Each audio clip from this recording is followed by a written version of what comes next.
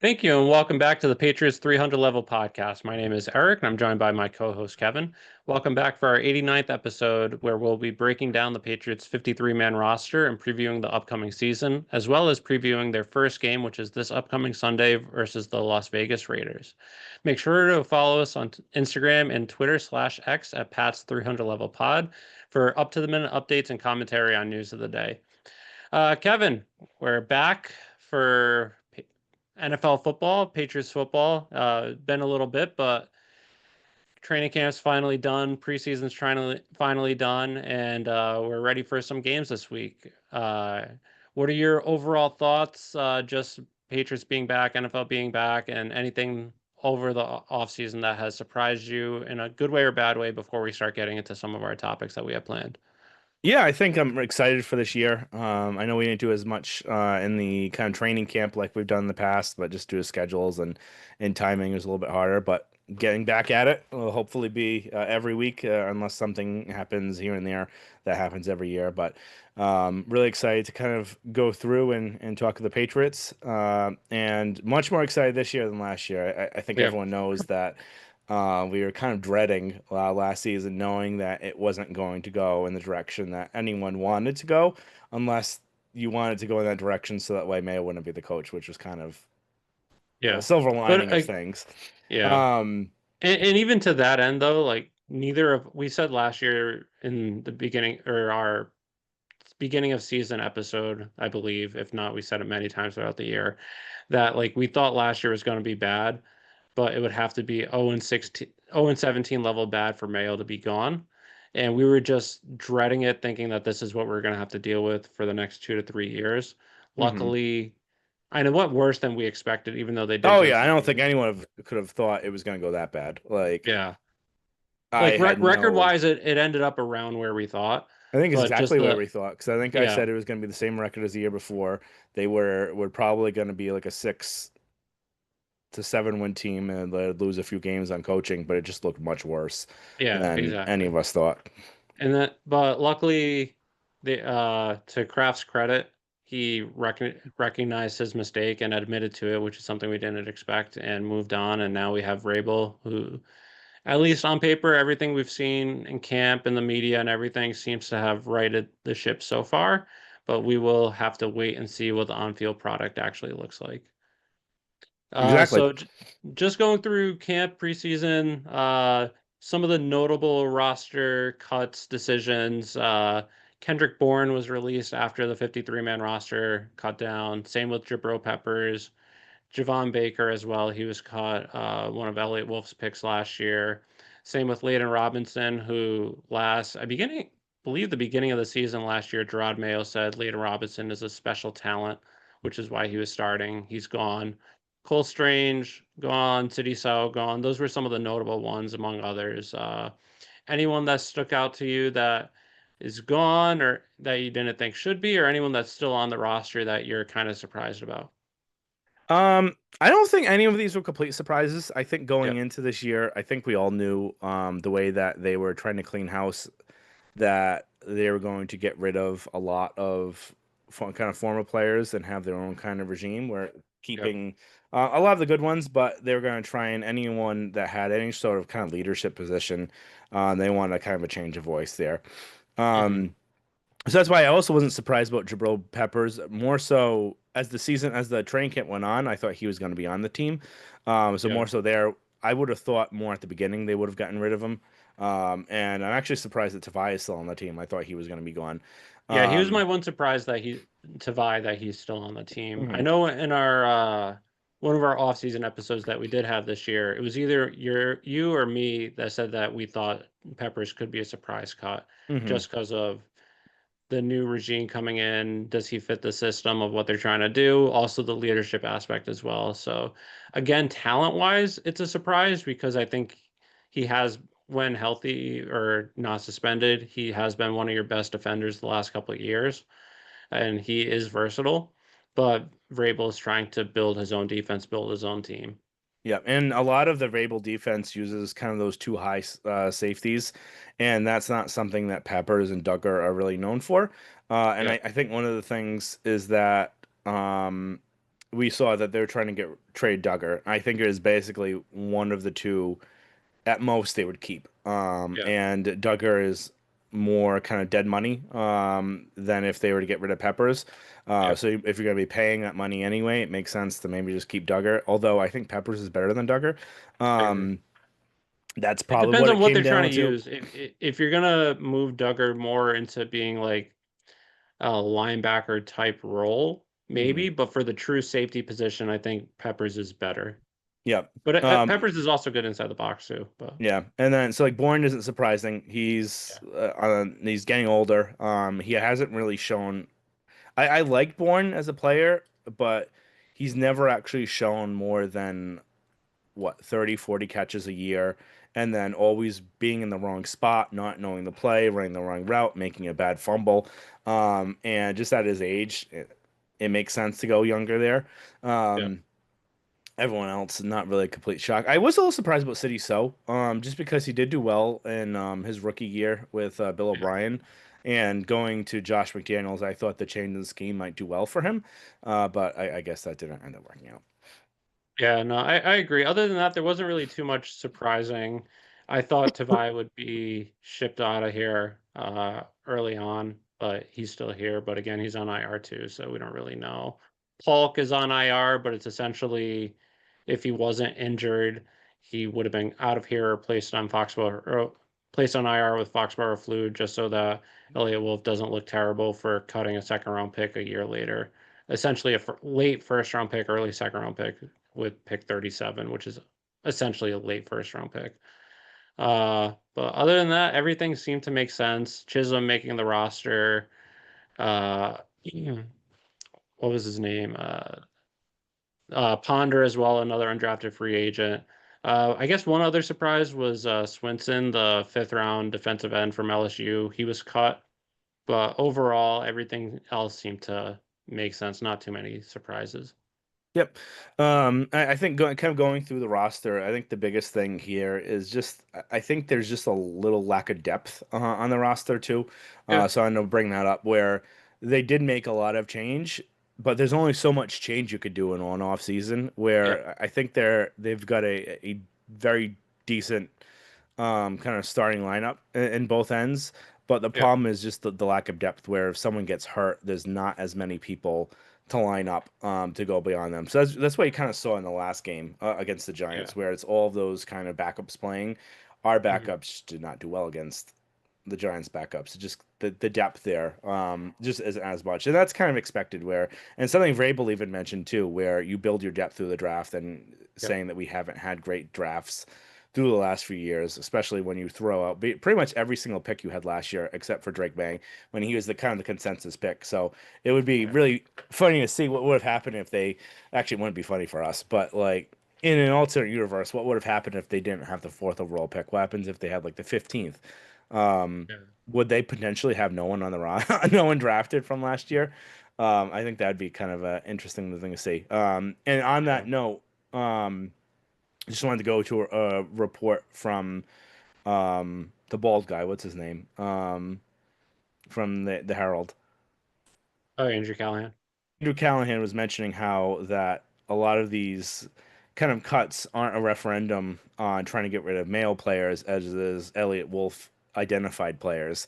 And coming from him, where he was a big kind of Elliot defender, I think it's really telling knowing that Elliott's days are numbered, like we thought, like we mentioned Yeah. beforehand, where Vrabel brought in his guys. He brought in Cowden, Cowden, and then he brought in Stretch. Stretch, where they're eventually going to take over, and then Elliott's going to be either like painting walls one day at the stadium to fill his contract, or he'll be out somewhere else, or Yeah. maybe he'll be managing the soccer team, so that way he still has a job. But Yeah. I think just moving on, just looking at the roster too. Uh, I guess the biggest issue the last 4 years, 5 years has been the offensive line. And again, we don't know if it's going to work out, but they have pretty much rehauled the entire offensive line this year compared to last year, where you have Will Campbell starting at left tackle. Again, your number fourth overall pick. Again, there are some concerns, but we'll see how he does. He did play well in the preseason. He I was think the big thing iffy. there too is will he be an upgrade from what they had last year? I'd highly bet he would be. I Yeah, it's think tough at not to be. Yeah, I think at worst he's going to be a 15 to 20 like left tackle, and that's Yep. not terrible if you have the rest of a good line. So, Yeah. And then you have Jared Wilson starting at left guard. He was their third round pick this year, the rookie center from Georgia. But he's playing at left guard. You have Garrett Bradbury, who's the center for the Vikings, taking over David Andrews' old spot. Michael Onwenu is back at right guard, which right guard is his position. I know he fell off last year, but again, I think there were a lot of things at play last year where he started at right tackle and then guard and then tackle and then guard. And then also there was a different rotation, not only in every game last year, but at every practice too, of different offensive line rotation. So you can't get the consistency, knowing who's next to you, getting the calls right. You can't do your job if you don't trust the people next to you doing their job as well. So I'm encouraged he'll be better, but we'll have to wait and see. And then Morgan Moses starting at right tackle, at least to begin the year. He, longtime veteran with the Jets most recently. And then you also have Marcus Bryant right now as the backup right tackle. And I wouldn't be shocked if he might actually take over for Moses at least some point during the year, just because he had a really good camp, really good preseason. And for those of you that aren't familiar, uh, Membu, who was the second overall tackle taken in the NFL draft this year, I believe he went seventh. He went to the Jets. It was either number six or number seventh overall. He was actually a right tackle in college, but he was drafted to eventually play left. His left tackle in college, which is typically the harder position, was Marcus Bryant, who's just a massive human being. I believe he's 6'7", 300 something pounds. But if he was good enough to start at left tackle in college on the same line as Membu, I think it's worth a shot to at least take him and see what happens, which is what we thought at the draft. But he's had a really good camp, and I wouldn't be shocked if he takes over. And then from this draft, you might have three starting offensive linemen going forward for years to come. yeah. And then I think another one, a really kind of interesting player that we saw throughout kind of preseason was just Trayvon Henderson and how kind of electric he was. I don't think we've had a player like that. Or at least at running back, and really ever since I can remember. He's kind of a combination of a bunch of different type of players, I would say. Yeah, he's like a Um, bigger, faster Dion Lewis. Like, yeah, because Dion Lewis was very electric and shifty, but he was small and he couldn't always. He would he have to wasn't get through a fast. hole. Yeah, He was quick, but not fast. yeah. So Henderson combines that quickness and fastness, which is really kind of interesting. So excited to kind of see how he looks. Um, all right, do you want to go to kind of NFL predictions? I guess one more thing on the roster before we go is I guess one of the either surprising or just disappointing things is Keon White. I was hoping would have a big year this year. He seems to have been replaced as a starter by Cleavon. I don't know how to pronounce his name. The guy from the Jaguars who went to, I believe he was with the Raiders last year. Jason. He was a first round pick. Had some talent when he was drafted.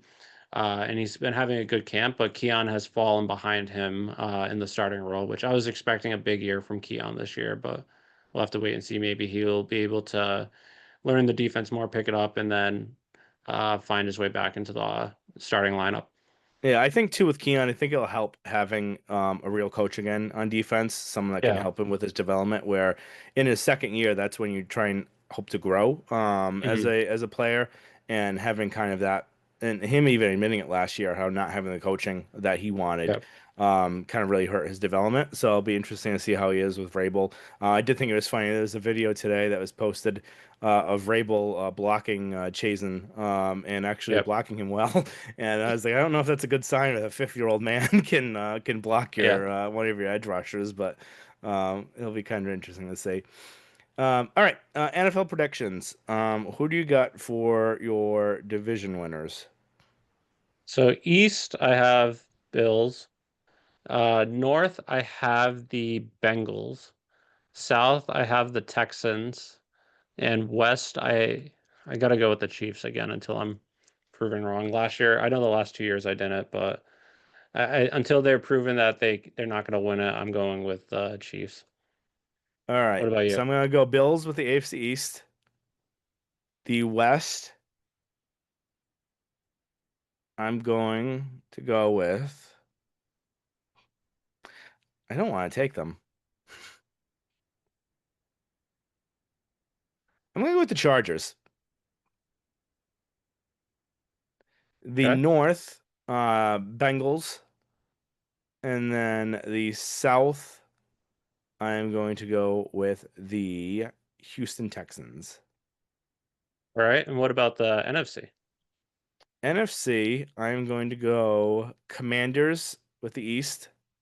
Over the Eagles. Wow. I love Jane Daniels. Although I truly admit I think there could be a very big chance he takes a step down this year. Yeah. When have like a second year slump. And then come out even better for the third year. But I'm gonna kind of lay with my guns here and go with Jane Daniels. West, I'm gonna say the Rams, and then the North, I'm going to go with the Packers. Although this one's really tough because the North is probably it kind of compares to, I guess, the AFC West is stronger, but this is probably a close second for how hard a division could be. Where you get the Vikings, Packers, Lions, and hell, even the Bears might even be a little bit better this year. Yeah. But the Vikings, I wouldn't say just because I think they'll take a step back with JJ McCarthy. Yeah. The I'd agree with that. Lions, I think there's only so much you can do um, with the quarterback situation there. I don't think he's a guy that can put you over the top. Hmm. I think he can help you win a championship, but I don't think it's one that he's going to be leading. I think a lot of things have to go right for that to I think happen. you can win a championship with him, but he can't win it for you. Exactly. Yeah. He's not going to be the one to win you it. I think it's a whole Yeah. kind of team thing where he does the right thing. He's not making mistakes. He can get you there. You can win with him, but I don't think he's kind of the leading factor of it. Whereas I do like Jordan Love a lot, although there is the fact that he plays well during Toyotathon and then stops during after that. Yeah. So it's like he never really has it on for the playoffs. Although I think he's a really good quarterback. He's got everything about him. He moves quick. His release is quick. He's got a good arm. I just want something to be there with him. So that's why I'm Yeah. going him. And then the NFC South, the Bucks. That's easy. Yeah. I'm going in the East, the Eagles again. I think they're just too dominant of a team. I think the Commanders might take a step back just because I wouldn't be shocked if Jaden Daniels takes a step back this year, similar to how CJ Stroud did last year. North, I'm going with the Packers. I don't think Campbell is a great X's and O's coach, and I think he's a good leader and motivator. But I think a lot of their success last year was both of their coordinators. So we'll have to see how he is without both Glenn and Johnson this year. So I'm going with the Packers. South, I'm going with the Bucks. I think they're the best team, but I wouldn't be shocked if Carolina actually takes a pretty big step up this year and they make the division close at the end of the year. And then West, I'm going with the 49ers. I was thinking the Rams, but with Stafford's back, I think that's going to be an issue. And then it's an odd year. 49ers always do well in odd years, so hopefully I'm guessing they're not going to have the injury bug this year, and they probably will, but Well, their they wide always do. receivers are basically very thin right now. It's early on though. They have I think they can manage through that, but they did well in 19, 21, 23, so 25. I'm going with them again. Well, the reason why we're two with the Rams, I'm not concerned if Stafford gets hurt because the one and only James Richard Garoppolo is the backup quarterback there, and will be throwing passes to Devontae Adams and completing them this time. You want to do wild cards for each division or nah? Nah. Okay. I do think the Patriots will make the playoffs as a wild card team, though. I will add that.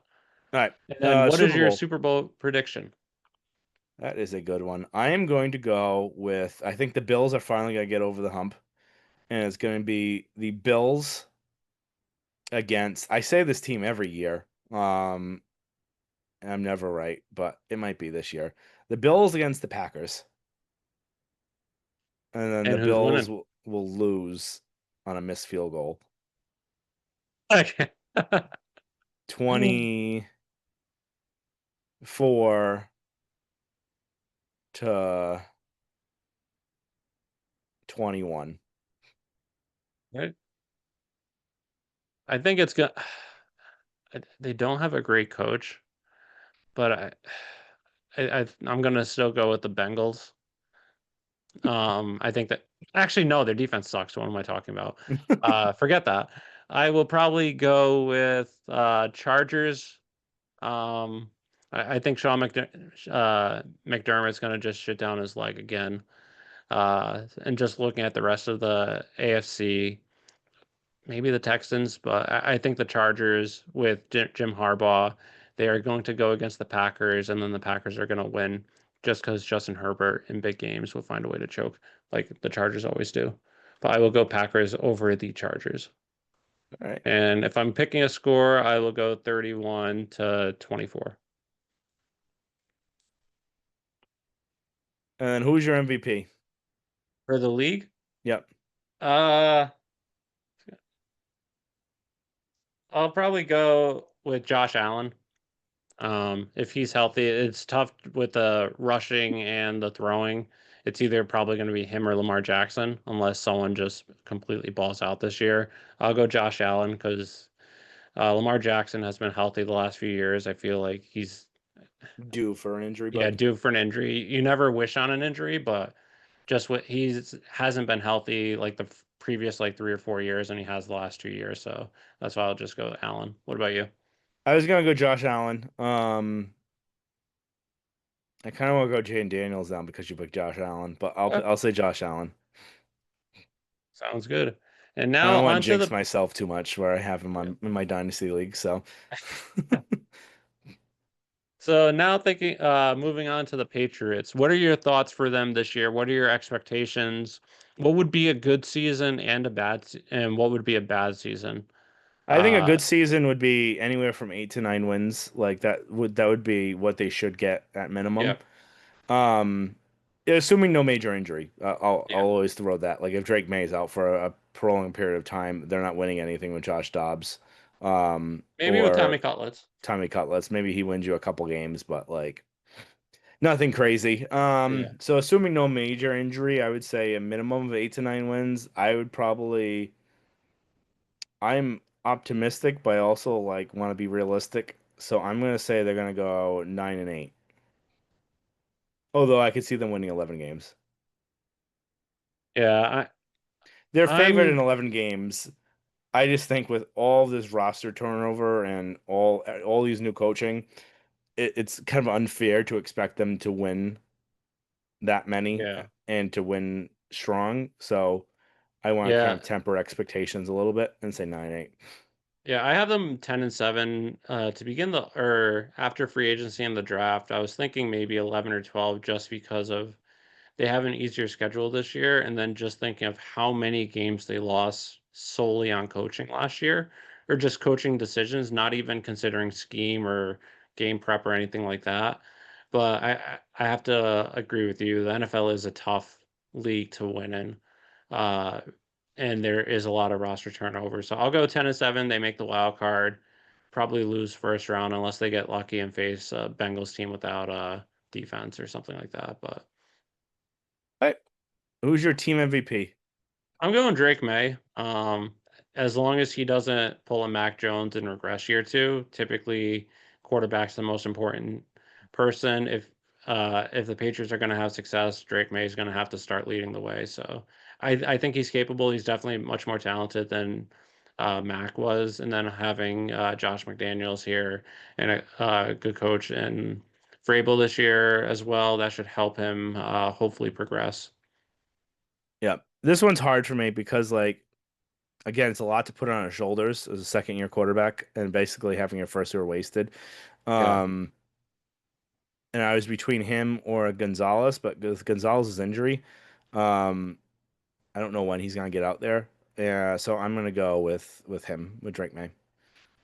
Who's your offensive player of the year? Trayvon Henderson. Interesting. And mine will be, might be a shock to everyone listening, maybe, maybe not. but Fifth. I am going with Ass Man. Oh yeah, that's a good one. That's a really good one. I think he's gonna take a big step forward this year. He took a huge step from year one to year two. He's supposedly the coaching staff has been raving about him this year in the offseason. I think he realistically could be 1,000 yard receiver this year, 6 to 8 touchdowns. They don't have too many true weapons at the wide receiver position. We'll have to see how Diggs is coming back on his injury. I know he's listed as healthy and not on the injury report, but I think Ass Man is having a huge year. Kayshawn Booty. Major fight going on right now in the Eagles Cowboys game. Um, and so my defensive player of the year, I am gonna have a shocker because I think there's between the two players that are gonna be injured. So one, I think Gonzalez is gonna miss at least a couple games in the Yep. beginning. It doesn't sound like he's even really kind of close right now, to practicing. And their other cornerback, when I'm blanking on his name, Carlton Davis. He's always good to Yep. miss like 3 to 4 games a year. I'm gonna say Alex Austin. I think he's gonna have a really good Ooh, year. I like He's that. he's kind of shown more and more each year. And I still think it's funny. Greg Bedard said he didn't look like an NFL player, and he Yep. ended up having like, kind of the highest like PFF ratings afterwards in that year. Yep. And then had a really good year last year when he played. I think the time that he's gonna get based on like just injury situation. I think he's gonna kind of shine there. Yeah, no, I think that's fair. I am going with Barmore. I think him coming back healthy, having a whole offseason to get back, especially also having Milton Williams next to him, who will have some double teams as well. I think Barmore's really going to shine this year and hopefully pick up where he left off a couple of years ago before he had the medical issues. I was thinking that too. I don't know enough about reoccurring blood clots, and if you've had Yeah, it done that's fair. twice, how likely you are to get it a third time. That's why I didn't go with him. Yep, that's fair. And then rookie of the year, I'm assuming I know who you're going with since he was your offensive player of the year. Yep. I'm going with Jared Wilson. I just in Josh McDaniel's system, I think Trayvon's going to have a good rookie year. I just don't. I think it's going to be too inconsistent from week to week of how much touches and playing time he actually gets. Jared Wilson has looked really good in camp. I think he might be one of your most dependable offensive linemen this year. Right. Most improved, This could go on like I have two because technically he didn't really have a good year last year.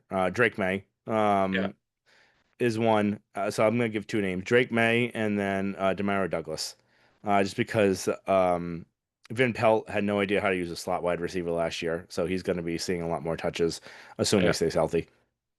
yeah. For me, if he's going to be my offensive player of the year, I feel like Ass Man has to be most improved. But if I'm going with someone else that's not him, since I already have him listed for something, I will go with Jalen Hawkins, But safety. Jalen Hawkins, oh, the their safety, starting safety. that really caught me off. I wasn't expecting you to go on defense here. Yeah. And then most disappointing, last one for the superlatives. Oh, this one's a good one. Why don't you go first? I'm gonna go Hunter Henry. I think he's been too healthy ever since he's come to New England. And he also doesn't turn his head around fast enough. And I think that's gonna really irk Vrabel. I wouldn't be shocked if Austin Hooper gets more reps as the season goes on. But I think Hunter Henry is gonna be a disappointing year from the tight end spot. Um, my most disappointing will be. Oh, this one's hard. I'm gonna say Ramondre Stevenson. I That's fair. think just the amount of like fumbles he has, I Yeah. think is gonna get under the skin of both Vrabel and McDaniels. I think it's gonna continue again. He's just really fumble prone, and then he's gonna end up losing the job to both Gibson and Henderson. I think. No, that's fair. I can see that. All right, so that's what we have for Patriots predictions and preview for this year. Just some news around the NFL before we get into the preview for uh, before we get into the preview of the Raiders. So I guess the biggest news in the NFL is just past week, even just month or two, is Micah Parsons being traded to the Packers. Dallas once again trading a 26-year-old superstar face of the franchise. I get it from Dallas's point of view where it's tough to pay so many people a lot of money, top of position money, and then build a team around them. You're paying CeeDee Lamb to be top wide receiver or top-ish wide receiver money. You're paying Dak Prescott top quarterback money. Again, that's probably a mistake. You're paying Diggs top cornerback money, or you were. I don't know if they've restructured his deal or not. Um, but if you also add on Micah Parsons as top linebacker money, that's more than half your cap on four guys, and it's tough to really build around them. Again, you can definitely put a lot of blame on them for not choosing the right guys to build around. I think Parsons definitely can be, but I also understand trading him and then getting two first round picks and starting defensive tackle who was in the Pro Bowl a couple of years ago. Again, with the Packers, though, they're going to be a good team. So those are late first round picks.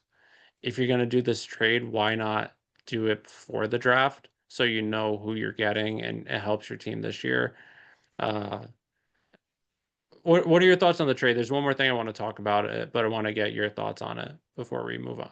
Yeah, I think again, two first round picks that are late first round picks for him, I think isn't worth it for what you're Yeah, getting for him. But I do also get saying like you can't pay him and everyone else and build the team too. So it's a really tricky situation. I think they should have just held out for more at that point. And or at least done before the draft so you know what you're getting. Because right now could literally get the 32nd pick, like, yeah, and then like a 28th pick the next year. And then are you really getting anywhere close to the caliber of player of Micah Parsons with either of those two or those two combined? Like I think at that point, if you're doing that with them, you need to get more out of it. yeah, Especially since the defensive tackle they got is older. I think he's yeah, what 30, 31 years old. yeah. I Um, think he's entering his 10th season. yeah, so it's not like you're getting a kind of premier player that's gonna be on your team for a while. Yeah. And I've heard this from a lot of Patriot fans. I saw it on Twitter, heard from a couple of our friends who are Patriots fans after the news broke, like why didn't the Patriots do this deal if that's all it took? But again, two things. One that Vrabel even touched upon is you're not one player away from winning a Super Bowl this year. And that's part of the reason why is you alluded to it as well. Patriots don't have a ton of depth. They have some spots where even as starters, some deficiency. Um, you're better off using those picks to get players to help build your team. Two first round picks, second round pick. You probably would have had to trade Keon White or someone of that caliber who's developing. Also, another thing too is by paying him 50 million a year, granted you have Drake May on a rookie contract, but you're paying Williams 30 million a year, Barmore 25 million a year. You're gonna have to pay Gonzo 40 to 50 million a year next year. Just for four defensive players, if you add Parsons, that's over 150 million in cap just for defense. So again, I don't know if you can really realistically build your team being that top heavy, cap heavy. So again, the Patriots just didn't make sense as a destination, given where they are, where the team is, how many holes they have, and what the cap situation would look like. Oh yeah, 100%. I would say they already have too much invested on the defense right now. If you're going to be investing something like that, it would have to be for a wide receiver at this Yep. point. And that's kind of gets us into the McLaurin extension. That would have been maybe the perfect guy that to maybe do Now, that. if he was younger, where he is in age and his production lately, I don't know if it made sense for the Patriots to go after him either, because you'd have to give up draft capital and get make And that the other extension. thing too about the way that wide receivers have been going for lately, they haven't been going for like two first round picks lately the last couple of Yeah. years. So you probably would have been able to get him for less. But the if And you're going to be McLaurin probably would spending, have been a second round pick at least. yeah. Probably not even a first, but But if you're gonna be spending money, it would need to be on the offense. You already have too much invested on defense right now. yeah, McLaurin extension really good for Washington. I say just to lock him up to have him with Daniels. yeah. really good for my dynasty league too, because I know at least they're going to do well together. And I need Daniels to have a wide receiver. But from a Patriots perspective, um, I like him a lot. I would have liked having him, but again, um, I think it's the smart move by Washington to extend him and keep him on the team, Yeah, especially no, that while makes having sense. Daniels on a rookie contract. Yeah, agreed. All right, Raiders. Raiders Sunday, 4-13 last year, year one of Pete Carroll as head coach, Chip Kelly as offensive coordinator, and Patrick Graham still as defensive coordinator. Geno Smith now is at quarterback, and then they ended up drafting Genty this year in the first round. So really exciting playmaker there. Smith, he's gonna be a dependable quarterback that gets kind of the job done. Nothing spectacular, nothing terrible. Um, so it should be an Nothing interesting game. spectacular unless he's playing Gerard Mayo's defense. So it should be interesting, I think. It should be a good game. It'll be interesting to see what Pete has kind of up his bag of tricks at his age. What are your thoughts? Yeah, it's Raiders are in a very similar position as the Patriots, where uh Patriots last year went 4-13. Really should have been 3-14, but 4-13, and they had a terrible head coach. Raiders last year went 4-13, had a terrible head coach who they fired after 1 year as well. You're in a tough division where the top of the division has won the division the last 4, 5, 6 years, and it's tough to really compete with them. Raiders did have at least on paper, you never really know, but on paper, they seem to have a good draft where they drafted Genty. They also drafted a couple wide receivers that are supposed to uh, take over and possibly be starters for them this year. So they all they have some good. Sorry, one sec. This is the wrong one. They have some good playmakers on the offensive side of the ball. They have Jacoby Myers with Genty. They also have sorry, I'm pulling it up right now. Thornton, who is one of their draft picks, is projected to start for them. Also, Jack Beck, who they drafted, is to get some playing time, and then you have Brock Bowers, who is had one of the best rookie tight end seasons of all time. So, as the Patriots, what you're going to have to do is hopefully stop the run to begin with. So you're forcing Geno Smith to throw, and you're going to have to try and take Jacoby and Brock Bowers out of the game, and then hope that the rookies can beat you, which they may or may not. But when Geno Smith, he's been average, good. He's been like a good, solid game manager with the Seahawks. But when the Patriots played the Seahawks last year, a game that you and I both went to, Geno Smith went 33 of 44 for 327 yards and a touchdown, and pretty much had his way with the Patriots defense. Again, different defensive scheme. It was Mayo and Covington, not Vrabel's defense, but that's just something to keep in mind. And then on the Raiders' defensive side of the ball, you have Max Crosby, who's arguably one of the best defensive players in football, who you're going to have to stop. He's probably going to be lining up against Will Campbell, and we'll have to see how Will Campbell does going up against arguably the best defensive player in football. He might also go up on the right side against Morgan Moses too. He'll have his hands full with that as well. Uh, yeah, but again, both Patriots and Raiders, after a bad year last year, after a bad year with essentially a rookie head coach who didn't know what they were doing, both get established head coaches that are arguably some of the best at what they do in the NFL. So the Raiders are definitely going to be a well-coached team this year and should be an interesting matchup. I think on paper, the Patriots definitely have more talent, uh, and they should win the game, but it will likely be a tough fought game, at least in the first half into the third or fourth quarter. What are your Yep. thoughts? No, I think too. The other thing to keep in mind, usually the first couple games of the year are um, much more sloppy, Yeah. especially even for season teams, let alone teams going with new coaching staffs, new players, all that sort of stuff. So I don't think we're going to see the cleanest of games the first couple of weeks. I think they'll win. It'll be close, I think. I think it'll be like 17-14. Two missed field goals by the rookie kicker. And then that would have them covering. They're right now favored -2.5. The over under is 44. So they would be the under there. Yeah, I have the Patriots winning 24-20. Again, I think it's going to be sloppy, but I think they're just more talented. And Vrabel, again, both are very good coaches, but I think Vrabel will be able to find a way to get enough out of the Patriots to win this game. But again, I wouldn't be shocked if they lose either. Yep. No, I mean, exactly. This one's a hard one because it's especially the big game of the year. And the types of teams going at it. So should be a good one though. Yep. All right. Anything else? That's all I got for me. Just happy to be back. I know it's been a few months, but should be going for pretty steady going forward. There might be a couple of weeks here or there that we might have to miss just because of scheduling, but should be on much more regularly now that the season has started. All right. Well, thank everyone for listening. Make sure to subscribe, rate, and review, and look forward to talking to you guys next time.